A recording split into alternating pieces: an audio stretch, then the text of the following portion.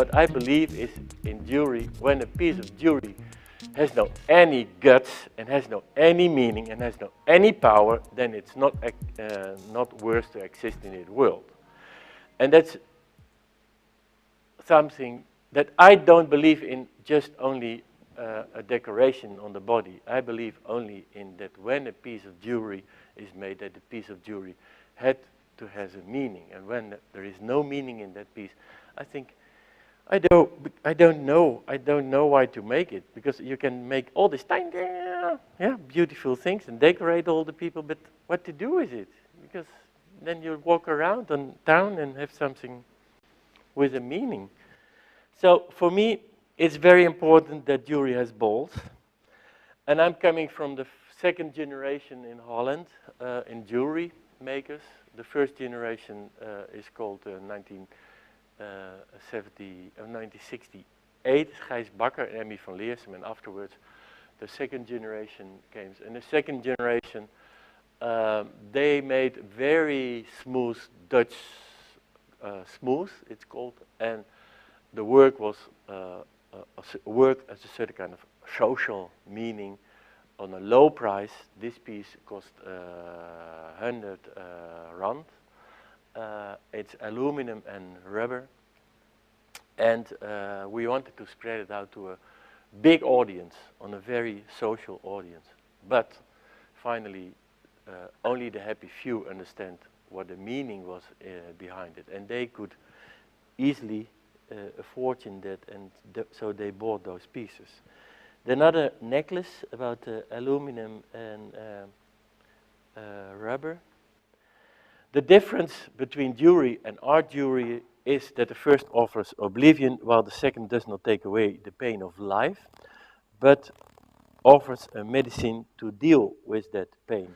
And what I wanted to make jewelry with a really content, with a really meaning, with an inner insight, yeah, what has a really some guts.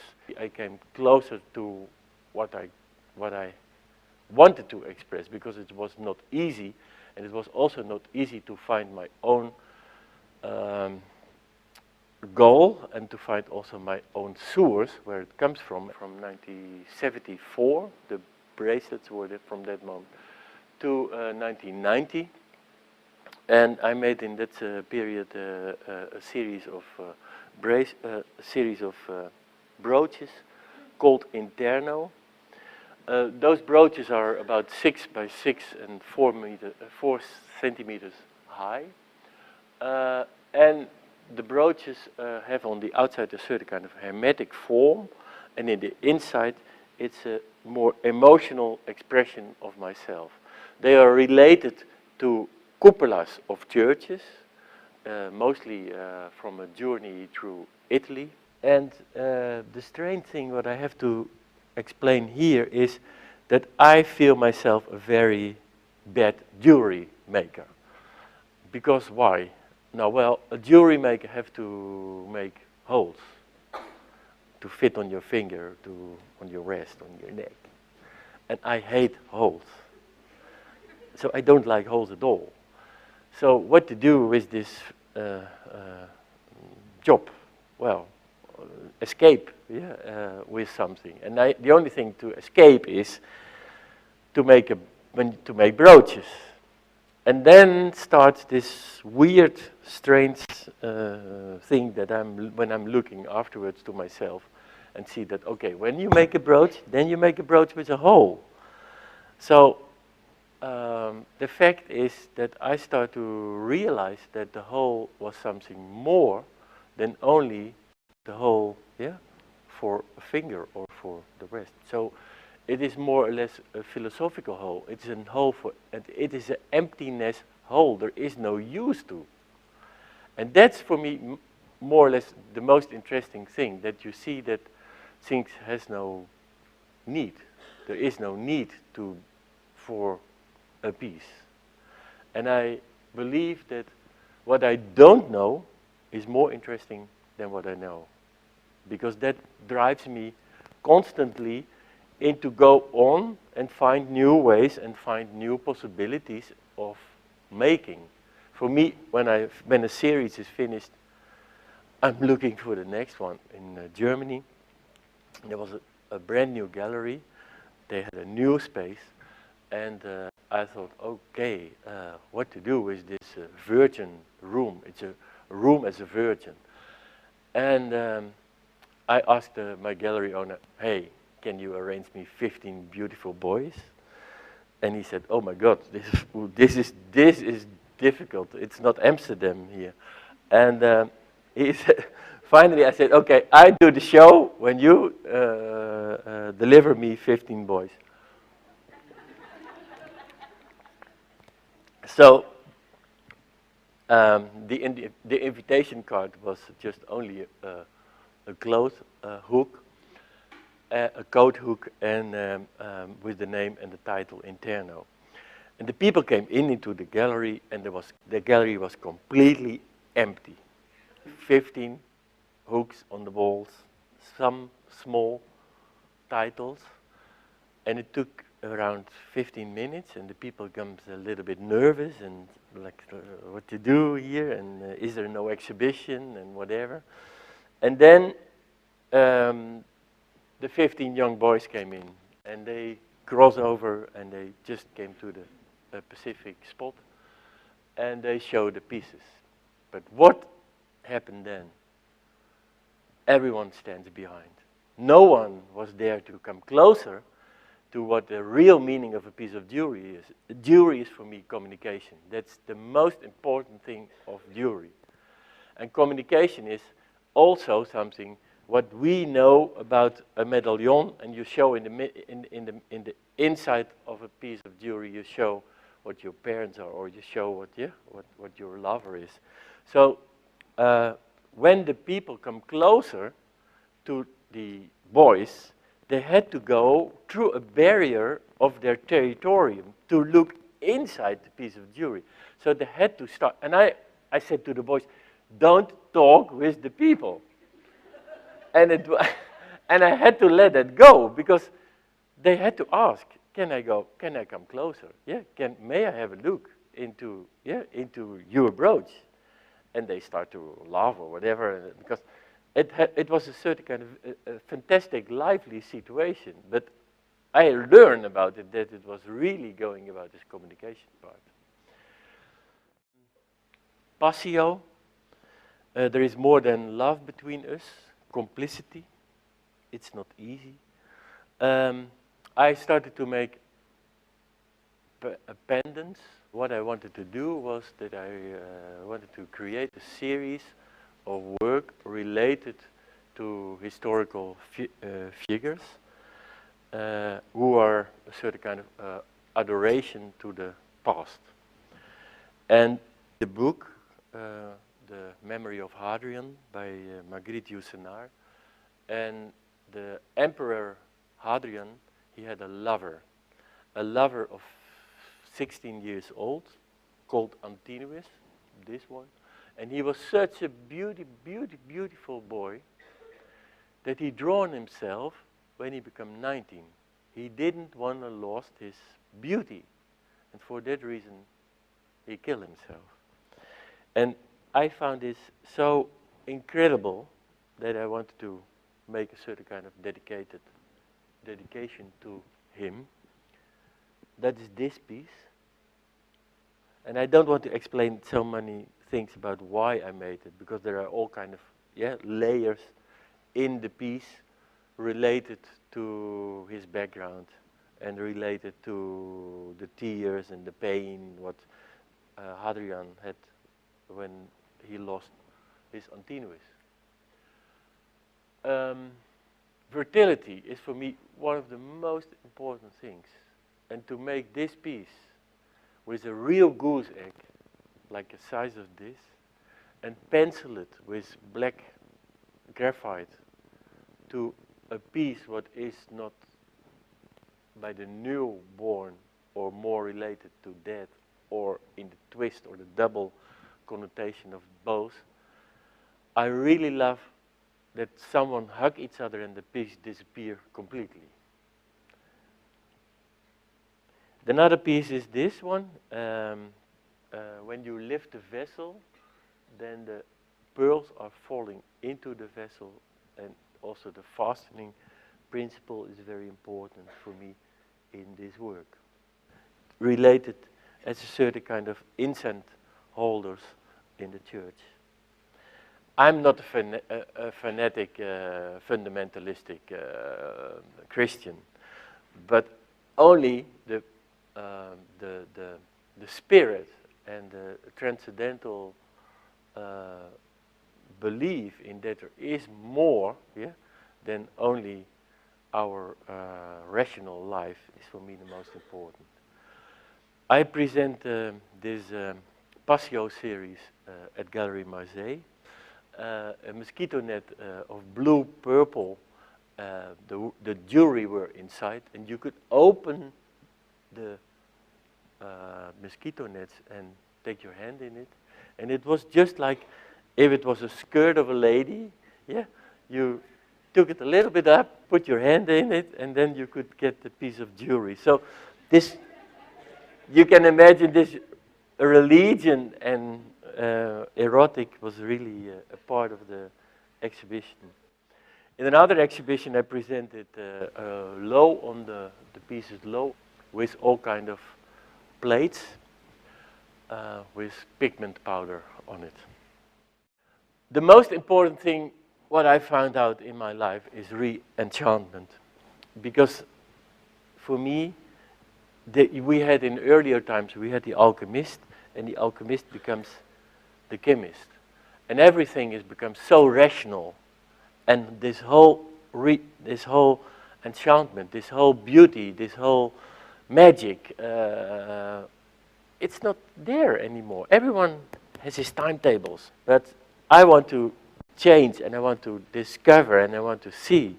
One thing is when I come across in Southeast Asia, and I have to explain that alchemy becomes a very important issue for me in my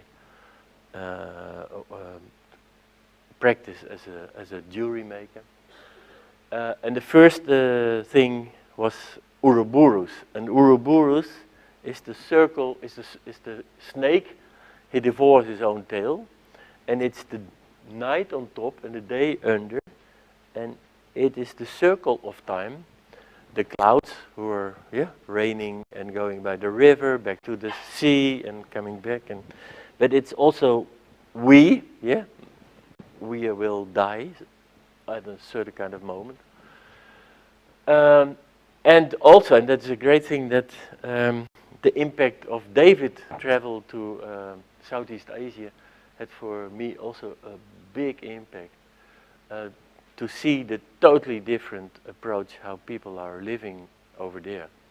And what I find out after being big, that it was so important how the people deal with statues. They dress them statues up. They make beautiful balls and from bread, and they threw it to the statue. It sticks on the statue changes from form. All kind of things are fantastic. Yeah, as a certain kind of dedication of giving, compared to in the West, when we come to a statue and children are doing that, you can see that, then they take away the patent. So it is more or less in the way of giving or getting. We are greedy and we want all the time things. A very important part of alchemy is the tree, and the tree means that there is an above and there is an under. And above and the under means that what the whole canopy of the leaves is, had the same measurement of the roots under. And it's reversible, and it is the micro and macrocosmos. So what turned out by making pieces of jewelry out of that? I took a mineral digged out of the ground, under, and I remade by myself a silver piece on top. When the piece was finished, it was a beautiful piece. I liked it. And I dematerialized the piece to put it into paint, to dig it under, into a black paint. That means by wear and tear, and by wear and tear, people will wear these pieces. The top, the layer of the paint will disappear slowly by slowly, and it will show, the beauty will show off, but the beauty is only showing off by time. This is a ring, and maybe you think it's not a ring, but it's a ring just in between your fingers. And I don't want to be against all those things, but it happened to me. I wanted to make a ring, yeah? And I really was working for months to make rings. And it was this Uruburu, yeah, the circle of time was in my mind. But finally, I found out that the contact point in between the upper, yeah, and the under, that was for me the most important thing. So the ring is just in between your finger. You can handle it, you can turn it upside down, and you can wear with it. Some more pieces, and the great adventure to travel to Tibet and to see that the Dalai Lama had already using my piece as a same symbol for upper and under. And what I did was just rediscover what is already a very, very old symbol. And that's what I really appreciate. I'm not the one who wants to make new things. I'm really like to be in my time schedule of 2007 and to think about the things and to try to rethink what is important nowadays compared to make beautiful new things. This was my biggest failure. I thought, let's make an installation, and the installation had to do something with under and up, with above and under. So I thought, place 40 letters, yeah, into the gallery and present the jewelry in between the beams. And then the people had to climb up the ladder and have to look on top. So they had to realize that they had to go on top and well, come back down. But something what I totally forgot was that my clients are not that young anymore.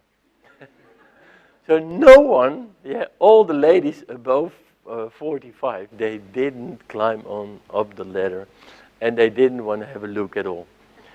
So this was the biggest disaster of an installation, but also it was a very painful exhibition, because mostly when I present new work, then people are interesting and they give me comments and blah blah blah. But it was totally silent. It was unbelievable. I couldn't understand it at all. And I thought, I have going one bridge too far, and my audience don't understand me anymore. It was beautiful with the Passio and the Interno, and it was all material, and now they don't see it anymore. But then after 2 weeks, the people sent me small postcards or letters. The people were really coming to the gallery. And I said, oh my God, what is happening? And I realized that when I'm working more or less for 2-3 years on a subject, and I present that in a gallery, how can I think that those people are directly getting my thoughts? Yeah, because I make big jumps, but those big jumps are taking 3 years. And what do I expect from the people? That they walk in and they directly get the click of a totally new development. So I was very happy that finally there was something coming out. Lapis. Grind the stone to a very fine powder and put it into the sharpest silistral vinegar, and it will at once be dissolved into philosophical water. I don't want to explain you this, but I'm very intrigued by our makeable world. Makeable world by DNA, by how we can treat the world and what we can make out of it. It's the sheep Dolly, it's the bull Herman, and it's everything can be create what we want, how we can do it. So what I what I have done, I took stones, precious stones, and I smashed that in my studio to powder. And it was a certain kind of freedom, really free yourself up to destroy these beautiful, fantastic stones. And then I had powder. And what I did was I made a mold of another body. Everything in our world has a body. We has a body, but also minerals has a body. So I made a negative mold of a mineral. I grind the stone, I grind that stone and I put it in a totally other stone. And what I did was I created a totally new world. I play for God. And what I did was, to explain, is that I made colors out of it with a certain kind of plugs, electrical plugs where you can join in. There is a spiral from one to another. The idea of getting the transformation from one part mineral to the other. And what I really like is that in 2000 years there is only laying such a strange malachite form as aragonite in the world, and I don't know where, but that will be it will be not fitting, and that's the great thing. The presentation I did at Gallery Marseille, I took 12 labor jackets, and they were on a huge long table, and jewelry were on the labor jackets and on the table presented, and under the table was a carpet of silver. When you get into the room, you get the smell of this rotten eggs, and there you had the feeling already, oh my God, here is something happening, yeah? And it has the feeling and the relationship to the Last Supper. Pneuma, the he and the she and the is of it. This is a very difficult issue. I believe by myself that when I become a hermaphrodite that I'm a better person. But it's very difficult to create that. I don't mean that I have to cut myself or in two parts or change myself. But what I mean is that that when you are half male and half female, then you become in a certain kind of balance, and you can be a person in harmony.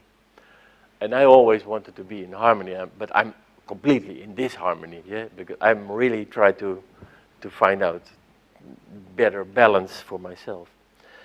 The pneuma and this harmony is that the sun and the moon are related to gold and silver.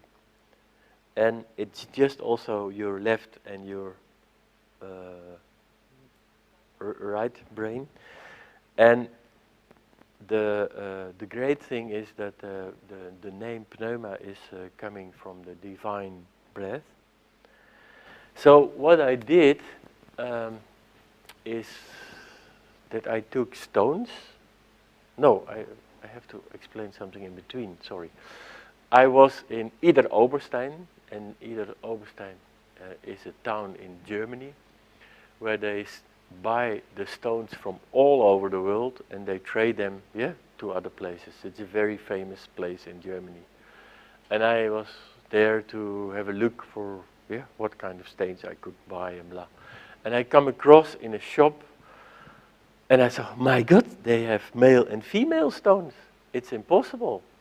And it was really, and it's just, well, when you want something, then you get it. That's what I believe, because you're so attached, your eyes are focusing on.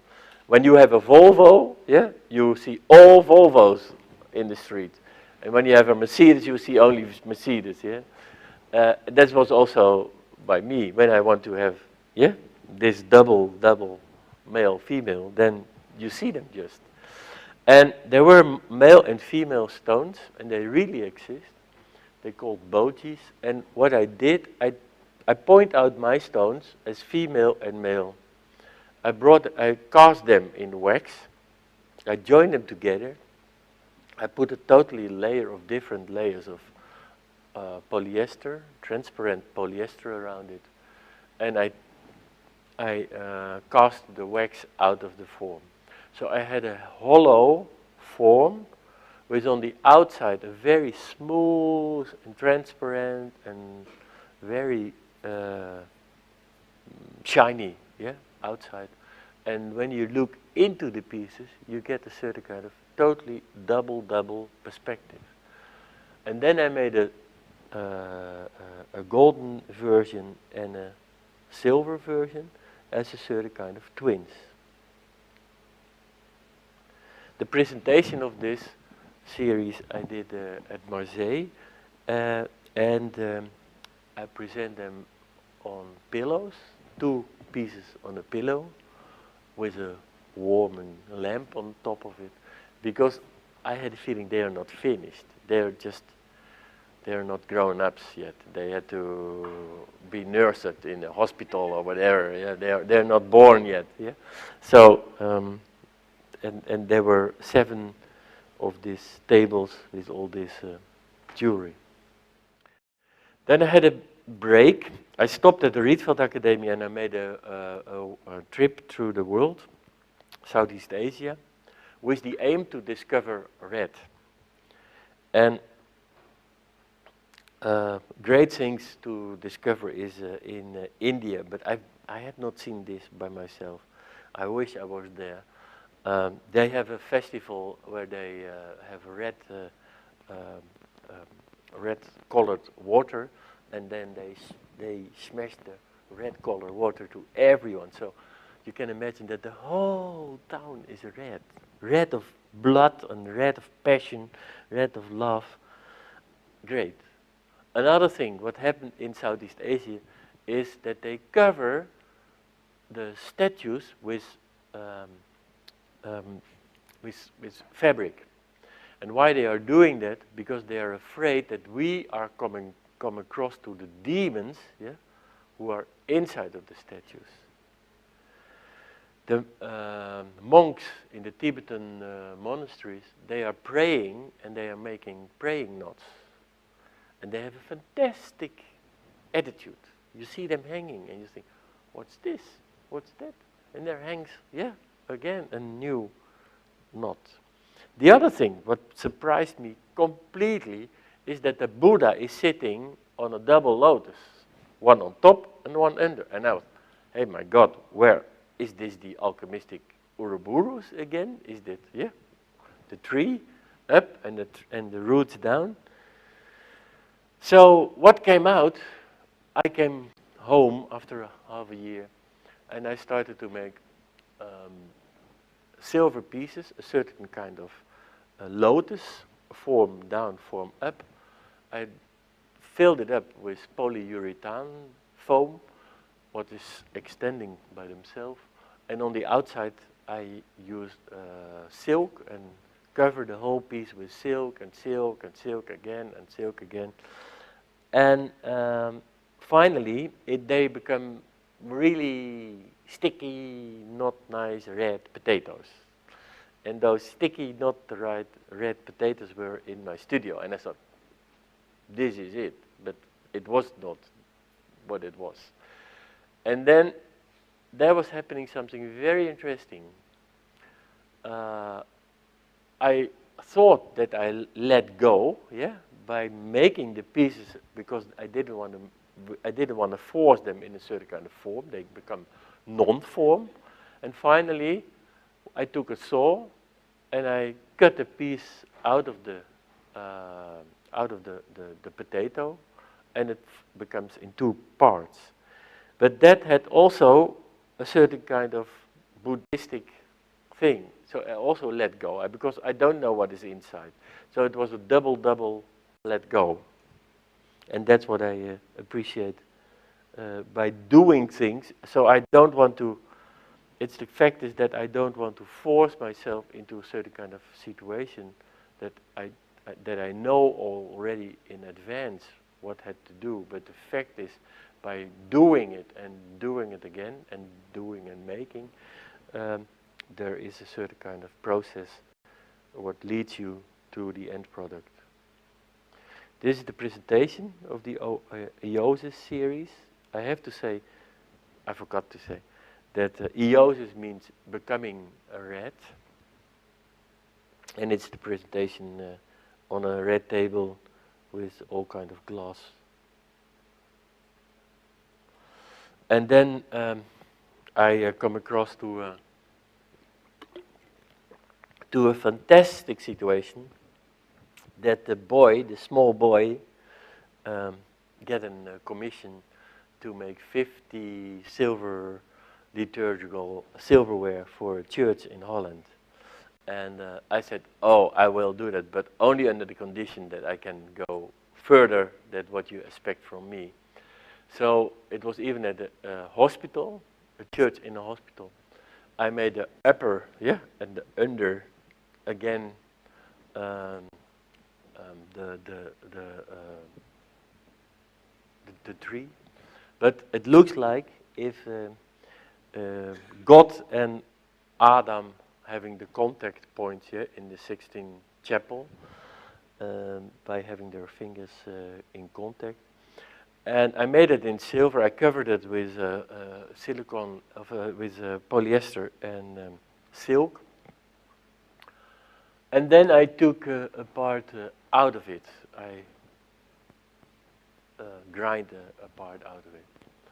And it gives me, in a way, the suffer of the blood of Jesus Christ. And if you cut a bone, off. And I'm very happy that this hospital were there to accept this, because it's not easy to present all the patients at in the church when they come. Such kind of painful thing, but they're completely happy with it. Another thing what I did was a church, the entrance of a church in Amsterdam, and I wanted to create a certain kind of communication part from the outer world to the inner world. On the outside, a fence made of an enlarged computer chip.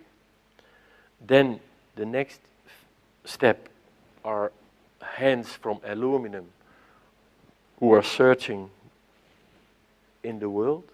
And the last part, and that's that part, is a glass door where the veins of the hand are sandblasted in it. So it is the outside communication, it's coming closer to yourself, it's looking, and then you come closer into your body.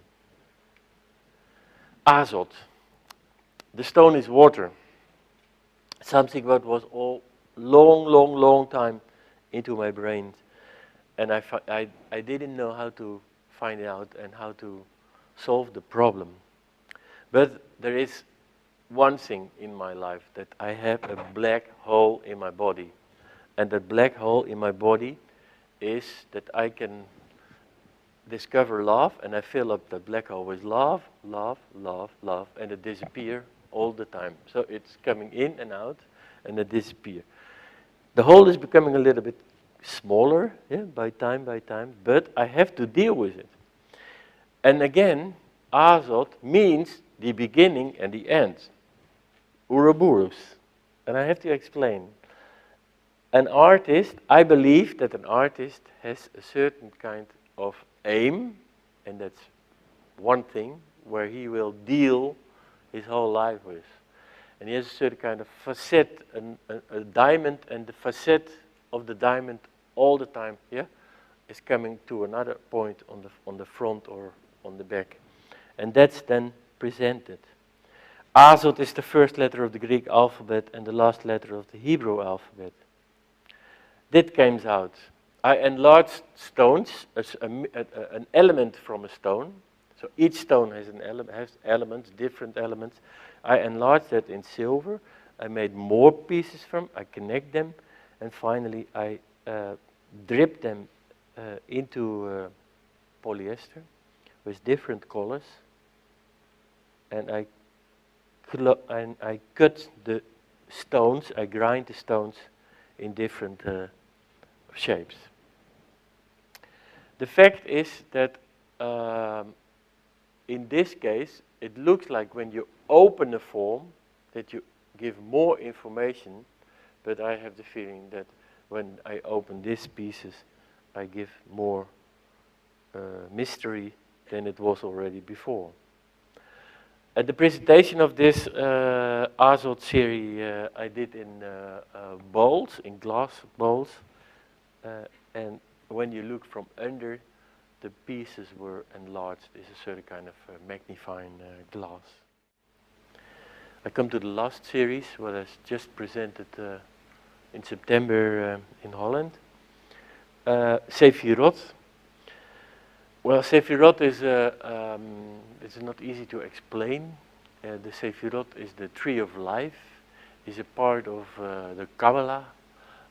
I'm not Jewish at all, but I'm very interested in tree of life. And so I started to learn and to get more information about what is the Sephirot.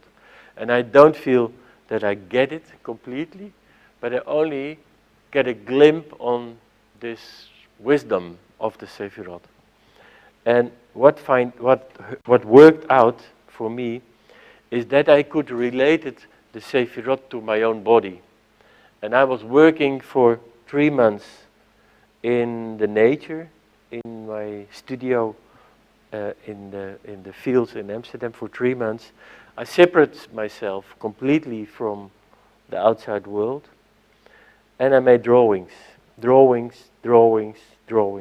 constantly drawings and meditation. And what worked out was that the work, what was till now, and you can remember all the pieces, they were quite close.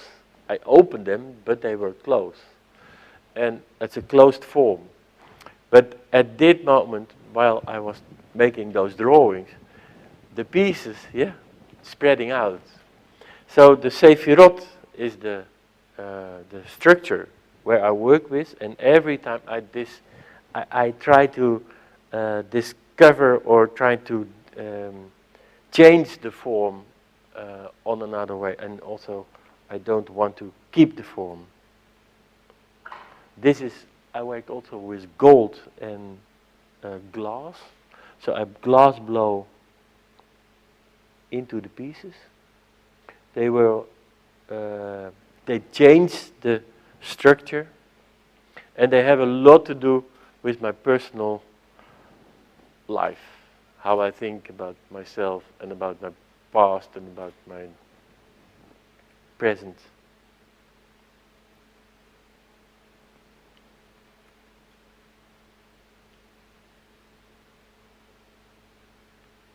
And it has also, again, to do with male and female. The presentation of this series, again, at Gallery Marseille, I took 24 meditation pillows. In the gallery were 9 curtains hanging from the ceiling, 7 meters high, and you could go from one chapter to another chapter where 8 pieces were laying on the ground, and the text on the curtains was Ein Sof Aur, what means just the part where we can look through and we can't look behind. If you grasp at things seriously, the beauty retreats. Thank you very much.